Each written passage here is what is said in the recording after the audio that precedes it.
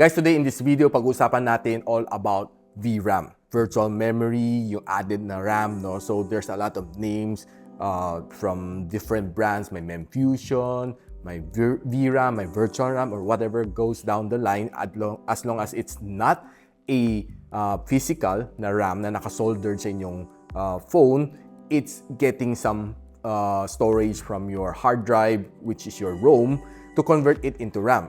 Is it worth it? Should you turn it on or should you turn it off? Pag-usapan natin this video.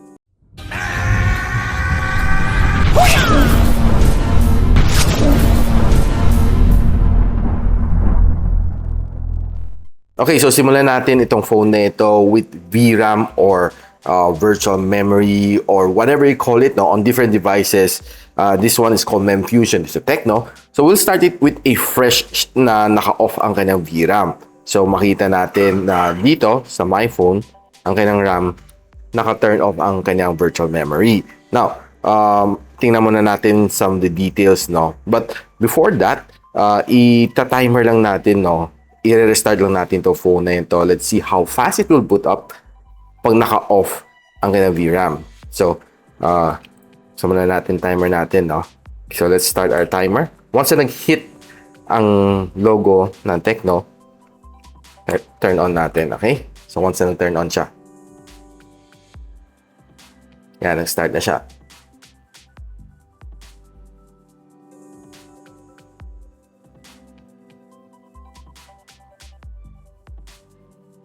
Okay, so it's 24.46 seconds. Okay, so roughly 25 seconds. Okay, so tandaan natin yan, ha. So later, pag turn on natin ng MemFusion, magte-test ulit tayo ng timer niya, no? So, what are the things na you should expect, mga benchmarking dito, no? So first of all, kailangan natin makita ang kanyang storage. So, this is the default storage natin, no? So, while naka-turn off ang MemFusion. So, 34.47 ang use ko right now, currently, at this state. So, later makita natin ang storage na iti-take up niya once na tinurn on natin ang MemFusion. So, nirate natin siya sa Antutu benchmark. This is what it got. 271,000 points ang kanyang score when naka-turn off ang kanyang MemFusion. So, ito naman nakuha niya sa kanyang thermal throttling, which is quite decent naman kanyang score. Max niya 141 and nag-throttle siya to 84%. Sa kanyang wildlife extreme stress test, nakakuha naman siya ng 190 loop score niya and nag-throttle siya to 98%. Ito naman nakuha niya dito sa Geekbench, sa kanyang CPU benchmarking, and sa kanyang GPU benchmarking. Now, based on my average usage, okay naman siya, no? I don't really see any problem pag naka-off ang kanyang MemFusion. What MemFusion does is that it gives you faster loading, lalo na kung nag-multitasking ka. And pagdating sa gaming, it gives you a little bit more boost, no, when in terms of gaming. But it do come with some compromises na makita natin a little bit later. No? So, right now, pakita ko lang sa inyo kung how to turn on yung kanyang MemFusion. Sasagad na natin. So, punta lang kayo sa my phone, punta kayo sa RAM, turn on natin ang MemFusion. Set muna natin sa 8 gigs. Okay, yun ang kanyang sagad, no, na kaya. So, turn on natin. Yan, kita nyo. 8 plus 8. Okay? So, activate and restart. So, since kanina, 25 seconds siya. Okay? Tandaan natin, no? So, 25. So, activate and restart. So, refresh lang natin to, no? So, we'll go off another ride. Yan natin kung faster nga ba dalaga sa boot or dalaga sa multitasking na siya nag-take effect ang MemFusion. Okay, start.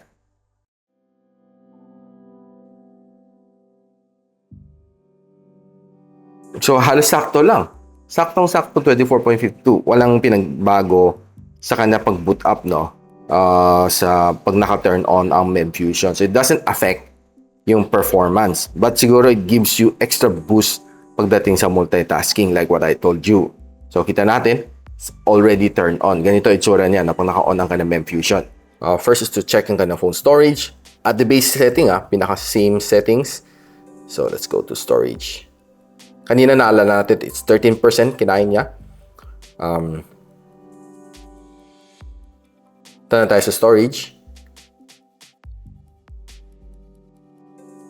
So yan guys, nakita nyo, no? Kanina 13%, right now 17% ang kanyang kinain. So if you do the math, 44 44.36 ang use niya right now, minus yung kanina, which is this one, 13% at 34.47 minus 34.47.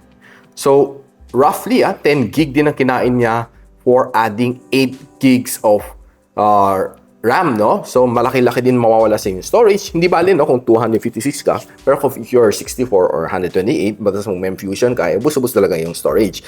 Now, let's just see some performance test sa mga AnTuTu benchmarks. And so, makita natin, no? Nag-drop siya significantly sa benchmarking, no? Kanina, 271,000 points sa AnTuTu benchmark. Right now, nag-drop na siya to 263. So, na-picture naman natin kanina. So, this is what we saw. So, yung score niya nag-drop. Pero makita natin, no, ang kanyang CPU nag-drop din. Ang kanyang GPU umangat. Nakita niyo, 39 na from 38. Ang kanyang MEM nag-drop pa, which is very questionable kasi umakyat siya from 8 to 16 pero bumaba ang kanyang memory from 76. And yung kanyang UX is also dropped from 67%. So, theoretically, we can say na ang kanyang memfusion is good, no, for adding some performance pagdating sa gaming. And of course, for better na mga multitasking, no, that's what I can say sa pagdating sa memfusion. But overall, everything has dropped except GPU. So, titingnan lang naman natin right now, kanyang WADAV Extreme na test. So, pareho naman siya ng best loop score, 192.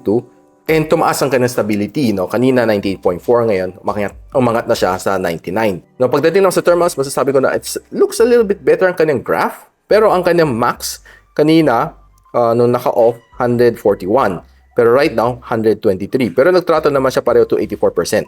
Pagdating naman sa Geekbench, the score has also dropped.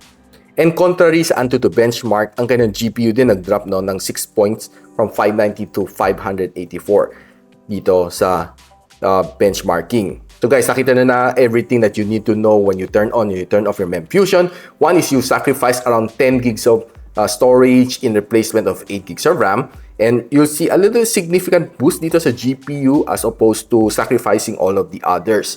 And for me, pagdating sa gaming, pagdating